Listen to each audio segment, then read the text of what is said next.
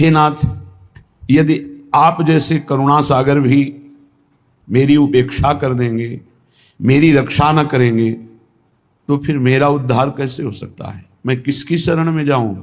कौन ऐसा है आप जैसा उदार? क्योंकि आपसे बढ़कर तो कोई है ही नहीं, आप जैसा भी कोई नहीं है।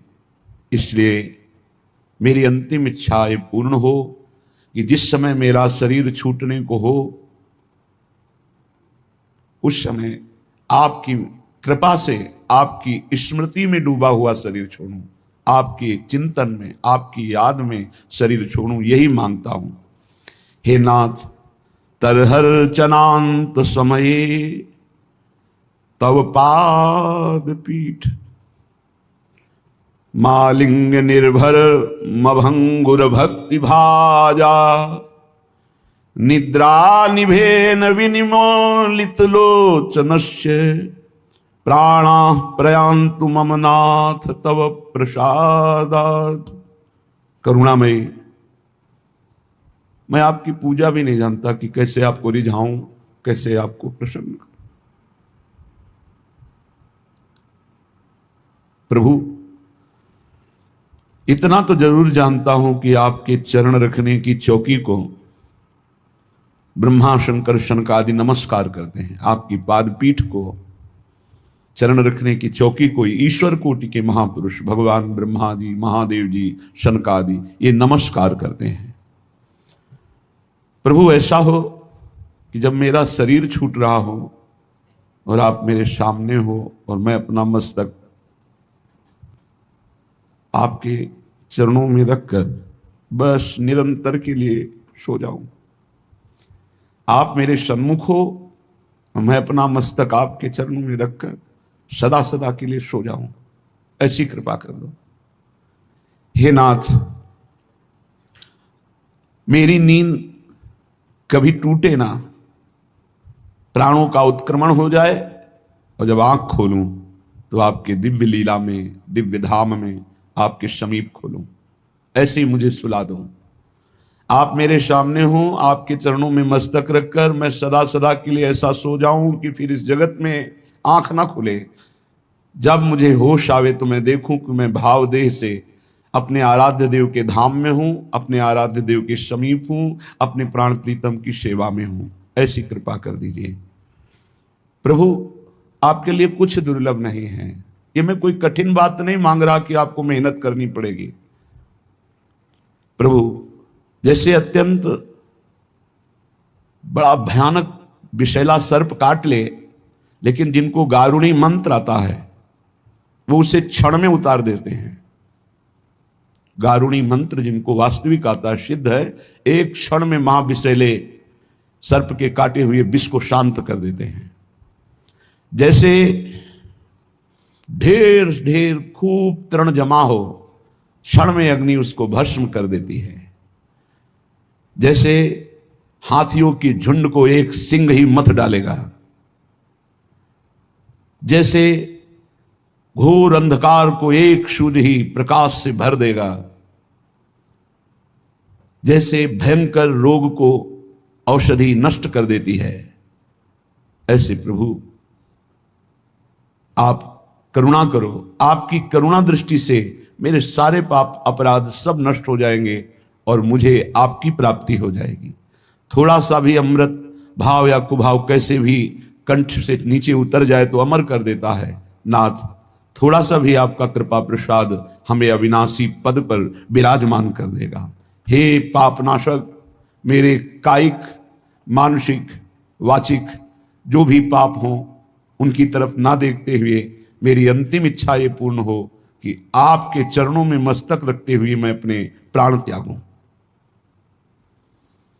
ये बहुत काम की बात है, क्योंकि अंतिम समय भगवत स्मरण केवल भगवत कृपा से होता है और वो समय कभी भी आ सकता है। उसकी कोई तिथि तारीख हमें पता नहीं, प्रभु को तो पता है। वो तो निश्चित हो चुका है, अमुक समय में, अमुक जगह, अमुक घटना से प्राण छूटेंगे। उस समय हमारी क्या स्थिति होगी? जब भयानक पीड़ा है शरीर में, तो हो सकता है मैं अपने प्रभु को भूल जाऊं। तो हमें रोज ये प्रार्थना करनी कि प्रभु बस और कुछ मांगू तो मत देना, बस एक बात, अंतिम समय आपको देखता हुआ, आपका स्मरण करता हुआ प्राण त्यागूं। और आपके लिए इसमें कुछ घाटा नहीं है कि बहुत मेहनत की बात कह रहा हूं, आप सर्वत्र हैं, बस प्रकाशित हो जाइएगा। अगर अंतिम समय भगवत स्मरण रहा भगवत कृपा से, ऐसा हमने शास्त्रों में पढ़ा है कि जो जीवन भर भगवान का आराधन करता है, भजन करता है, प्रयास करता है भगवत भजन का, अंतिम समय भगवान उसके हृदय में स्वयं स्मृति बन करके छा जाते हैं, वो स्वयं स्मृति बन जाते हैं। और जो जीवन भर पापाचरण मनमानी आचरण करता है तो अंतिम समय उन्हीं कर्मों के परिणाम स्वरूप उसको जिस योनि में जाना है वो चिंतन बन जाएगा, शुकर कुकर या जो भी, वही चिंतन बनेगा जिस योनि में जाना है, बस फिर दुर्गति नरक की भोग कर उस योनि को प्राप्त होता है। अंतःमति सोगति, अंतिम समय हमारा भगवत स्मरण बना रहे, इसलिए हम प्रभु से रोज प्रार्थना करें कि हमारा अंतिम समय आपके सानिध्य में छूटे, आप हमारे सामने हो, फिर हमारा शरीर छूटे। श्रीपाद प्रबोधानंद जी महाराज करुणा करके कह रहे हैं कि यदि आपको श्री जी की कृपा से धाम का आश्रय मिल गया है, वास मिल गया है, तो राधा तत्प्रिय चरणाम्बुज परिचरणाति सद्रा शाम्भोधौ मंत्वा विस्मृत देहा कदानु वृंदावने भविष्यामि।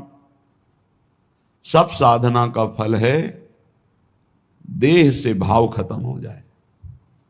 जैसे कल चर्चा हुई थी, मदालशा जी अपने पुत्र से कहती, बेटा जैसे तुम सवारी में बैठे हो तो तुम अलग हो, ये सवारी अलग है, ऐसे ही ये देह सवारी है, केवल भगवत यात्रा के लिए ये सवारी है।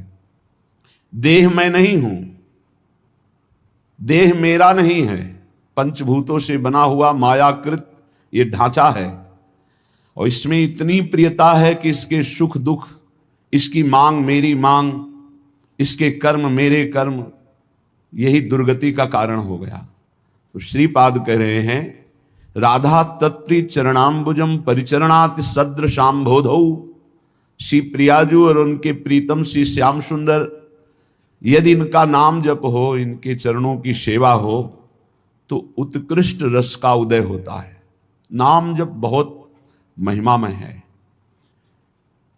नाम जप की बात जिसके हृदय में बैठ गई वो धन्य हो गया, उसका जीवन परम धन्य हो गया। पकड़ो नाम जप को, पकड़ो। सब साधनों का सार है स्मृति, भगवत स्मृति, बार बार भगवान की याद आना। रूप को देखा नहीं, भगवान से मिले नहीं, तो उनकी याद के लिए एकमात्र उपाय है नाम जप, और उनकी चर्चा करना सुनना, ये उनकी स्मृति में पहुंचा देगा। भगवान की अमृतमयी कथाओं का श्रवण, भगवान की अमृतमयी लीलाओं का गायन और नाम जप, ये अखंड स्मृति प्रदान कर देगा। अनंत स्वयं ज्योतिरानंद दोहा, अनंतोल्लसत कृष्ण राधा अनुरागान, अनंतेश भूत्या कृतांजल्युपातेन, सदा नौमि वृंदा टवी सर्वभावान।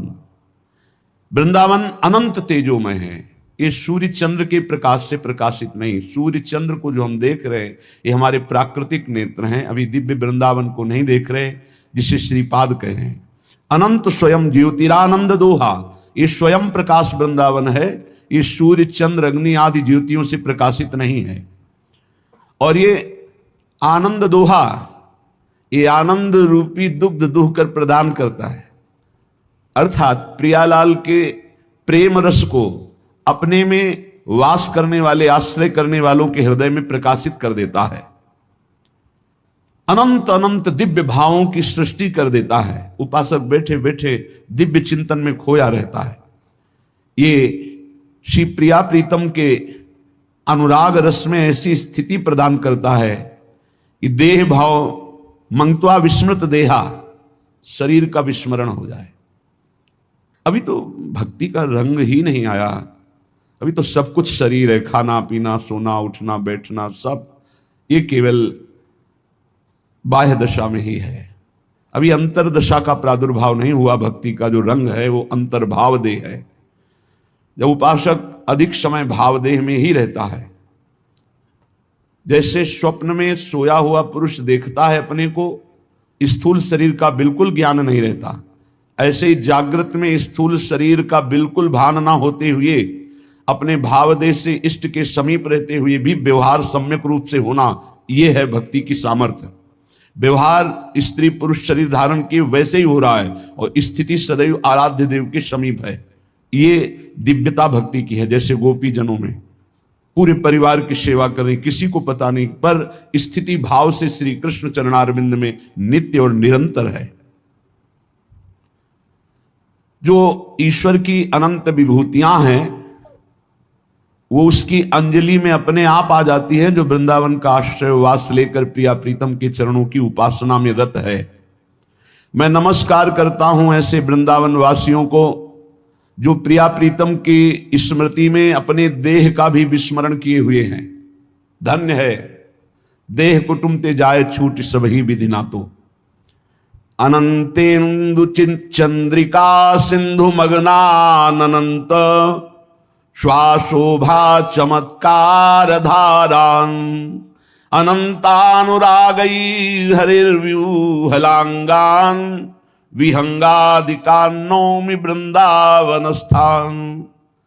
जैसे एक साथ अनंत चंद्रमा उदय हो तो कैसी कांति होगी, ऐसी कांति वृंदावन की प्रतिपल होती रहती है। अनंत चमत्कार का समूह वृंदावन है, अनंत शोभा युक्त है। श्री हरि और श्री लाडली जी इन दोनों को अनुराग में विह्वल किए रहता है। देखो हम जीवों को प्रेम में विह्वल कर दे, क्या बात। प्रिया प्रीतम को प्रेम में विह्वल किए रहता है वृंदावन। ऐसे व्याकुल श्री अंग वाले श्री प्रिया प्रीतम और उनके गुणगान में मस्त पक्षीगण राधा यशो मुखर मत खगावली के विहंगादिकान नौमी वृंदावन स्थान। ऐसे प्रेम विह्वल प्रिया प्रीतम को देख रहे हैं और प्रेम विकल होकर उनका यश गान करें। ऐसे वृंदावन के पक्षियों को मैं नमस्कार करता हूं।